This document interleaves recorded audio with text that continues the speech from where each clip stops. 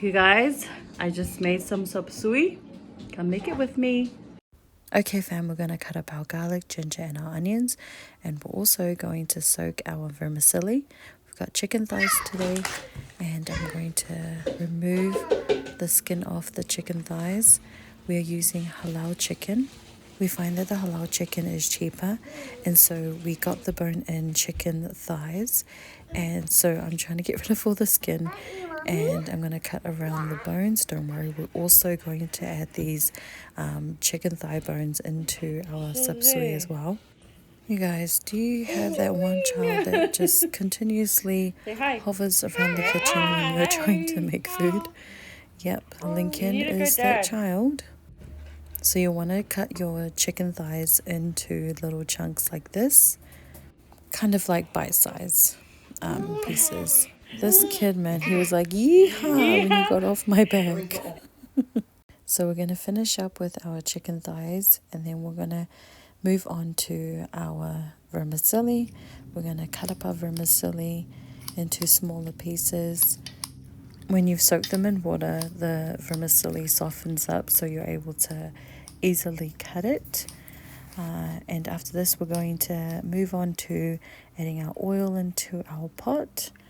And we're going to be generous with the oil because this is what we're going to use to cook our onions. So we're going to cook our onions for about a minute, and then we're going to move on to adding our chicken thighs. We're going to add our pieces, and then we're also going to add the chicken thighs bones.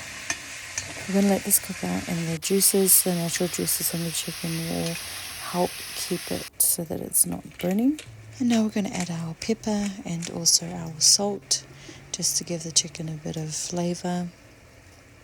And then we're going to stir that right in to the chicken, and just continue to cook our chicken for a little bit longer until it's fully cooked.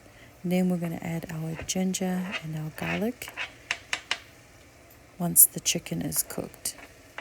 At this point, you can really smell the garlic and the ginger. It smells so good. And then we're going to mix that in for about 1 to 2 minutes. And then we're going to add our soy sauce, our dark soy sauce. So I've added here about 3/4 of a cup of soy sauce, the dark soy sauce. So this will start to give our sop suey a little bit of color, adding it to the chicken, and then we're going to let the soy sauce marinate with the chicken for a few minutes. And then we're going to add our vermicelli into our chicken, and we're going to finish up making our sop suey. So once you've added your vermicelli, you're going to want to mix that all in to make sure that all the vermicelli is covered with the soy sauce. And then we're going to cook it for a further 2 to 3 minutes. Oops, I accidentally spilled some on the side there. Now my kind of sop suey, I like to have a bit of juice to it, so I'm going to add a cup of water to the sop suey. This is what it looks like without the water. And then I'm going to add that cup of water just to add a bit of juice to it. Feel free to skip this step if you are happy with your sop suey and the way it looks, but this is just what I'm adding for mine. So we're going to mix this all in.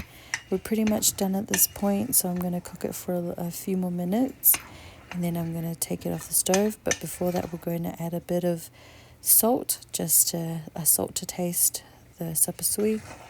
And then I had my stalker here who came to see if it smelled good. Very nice. I even got a kiss from the wannabe head chef over here.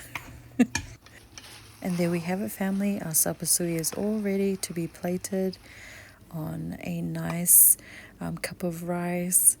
And then you add your sop suey on top, and it's honestly such a great combination. Even better with galo, but we don't have galo right now, so rice will do. We hope you enjoyed this video. Thank you guys for watching. Okay, let's taste it. Chicken thigh with rice and sop suey.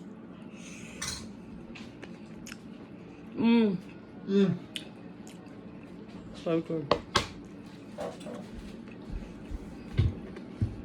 Is it good? You gotta have a chicken bit.